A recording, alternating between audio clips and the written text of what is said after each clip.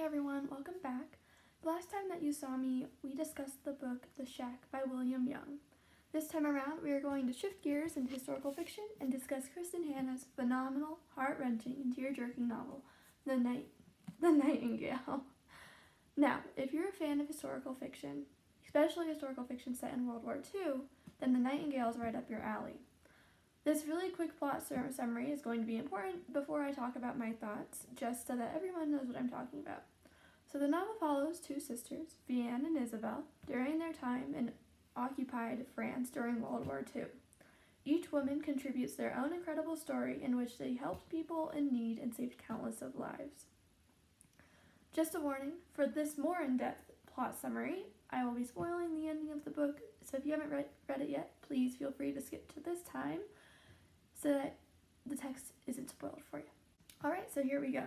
The novel opens with the old woman living in a house and her son, Julian, who is taking care of her because she is dying of some sickness, most likely cancer. She never reveals her name, but the name Juliette, and I don't want to say this correctly, so bear with me, Juliette Gervais, is mentioned in their conversation, but the readers aren't really sure what's going on at this point. From here, we jump into the past to August of 1939 in France, which is right at the start of World War II. The beginning chapters allow us to meet Vianne, who's one of our main characters, and her husband Antony and her daughter Sophie.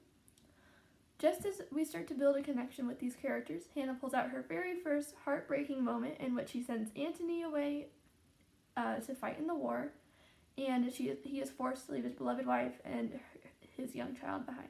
We then jump perspectives to a new character, Isabel, who is the second main character followed throughout the novel and Vianne's younger sister. She is in a boarding house of some type and she's failing to impress her superiors with her ladylike manners. They send her away back to her father, who obviously doesn't want anything to do to her. She is quickly sent away from her father with some neighbors so that she can go and live with her sister. Isabel and the family travel by car until they run out of gas, and at that point, they join the hundreds of refugees in their journey to a perceived better life in a better part of France that is not occupied by the German soldiers. As they walk in the blithering heat and form excruciating blisters on their feet, a bombing takes place.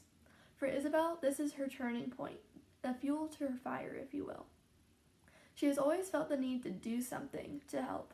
She wanted to be a catalyst for change, but never had the driving force to actually do so. With this experience, she has that internal drive that forces her to want to do that. It was the first time that she experiences death firsthand at the hands of the war, and this is also the moment that she meets her love interest throughout the novel, Gaëtan. The two spend the rest of their trek together, and Isabel falls quickly for the dangerous criminal who is only good to her. Their journey, like all, comes to an end when they finally reach Vianne's house. They are hunger-stricken, parched, and bloodied, but they have each other, or so Isabel thought. She was sure that Gaëtan was going to stick to his word and take her with him to serve in the war, just like she had always wanted. When she awoke the next morning to Vianne's voice, she was alone, Gaëtan having abandoned her in the middle of the night, and his last trace was a note that was pinned to her bodice telling her that she simply wasn't ready to help in the war. Vianne and Isabel go on living with one another with the false peace between the two of them. They stay civil for Sophie's sake, but the readers can feel the tension that could be cut with a knife. The two girls create an ongoing juxtaposition through the novel as they are exact opposites. Vianne is guarded and careful, never straying from the careful guidelines that she had set for herself early on in her life. Meanwhile, Isabel is outspoken and brave without any fear to oppose the war. This becomes even more dangerous when another important character is introduced, Beck, who is a German soldier who has chosen Vianne's house for his place of residence during the war. With a German in the house, Vianne begs Isabel to mind her manners in order to keep Sophie safe. But it isn't Isabel who gets into trouble with Beck. Rather, Vianne and him slowly develop an unspoken relationship, one that Vianne is more than ashamed of.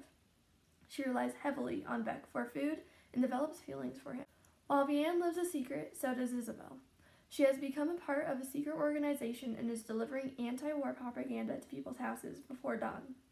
Finally, she is achieving the goal she had set out for herself early on in the novel. But it isn't enough for her. She moves to Paris, leaving her sister with Beck to help the war resistance, and she takes on a new identity, Miss Juliette again, I'm going to butcher this, Gervais. And if you remember, this was the important name that Julian was talking about in the beginning of the novel. Eventually, her role in the group grows as she hides a fallen American airman in her apartment, and then proceeds to hike him over the Pyrenees and into Spain under her new alias, the Nightingale. When she returns to France, she is reunited with Gaëtan, who is the puppet master behind her partnership with the group. Back in Vianne's world, Beck drops the news that all the Jews will be taken from their homes in the next day and urges Vianne to help hide her closest friend, Rachel, along with her children. This plan unfortunately fails and forces Rachel to run with her children and towards the free zone where they would be safe. During this journey, gunshots ring out across the field and kill Rachel's daughter, Sophie, who is the first casualty of war that Vianne experienced personally. Rachel is taken from her home, but leaves her son, Ari, with Vianne, who takes him in as one of her own. Vianne and Isabel once again cross paths, but in the worst possible way. Isabel is trying to save a downed airman by taking him to Vianne's cellar to hide out until Gaëtan and the rest of the men can come back for them. Vianne discovers them in the cellar, and consequently, so does Beck. When Beck opens the cellar door, he fires the gun before Vianne hits him in the back of the head with a shovel, killing him instantly. His shot doesn't land in the dirt, but instead buries itself into Isabel. Gaëtan takes Isabel into the free zone, while Vianne cleans the blood from the barn floor, Beck's blood. Fast forward through multiple trips over the Pyrenees and a terrible winter for Vianne, Sophie, and Ari, who is now known only as Daniel, which is his new name, and we reach yet another dangerous situation. Vianne has a new houseguest, and again I'm going to butcher the name, von Richter, who is another German soldier residing in her house. However, he couldn't be more different from Beck, and Vianne realizes just how lucky she was to have Beck with her, as she now is experiencing the disgusting von Richter, who demands not only food but sex from her. Right under von Richter's nose, Vianne begins helping other Jewish children by putting them into an orphanage and forging new papers, similarly to what she did for Daniel, who was once Ari. Isabel discovers that her father, whom Isabel had been trying to keep out of her work, is also part of the resistance. Before she makes another trip over the Pyrenees, the Germans find her bunked with 3 airmen and arrest them, including the women whose house they were staying in. Isabel is transported to a jail in a refrigerator and is beaten senseless for information. She admits to being the Nightingale up teen times, but the Germans are in disbelief that such a powerful anti-war player could be a woman. Suddenly, they stop beating her because her father had turned himself in as the Nightingale, which warranted her release. She watches as they bring him to the front of the firing squad and is executed right in front of her eyes.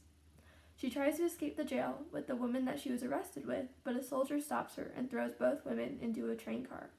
They are brought to a concentration camp and forced to work until they nearly die. Isabel also discovers that the rest of the group has been arrested, including her love Gaëtan. Vianne's life is no less heartbreaking than her sister's. Von Richter repeatedly rapes Vianne in exchange for not harming Sophie or Daniel.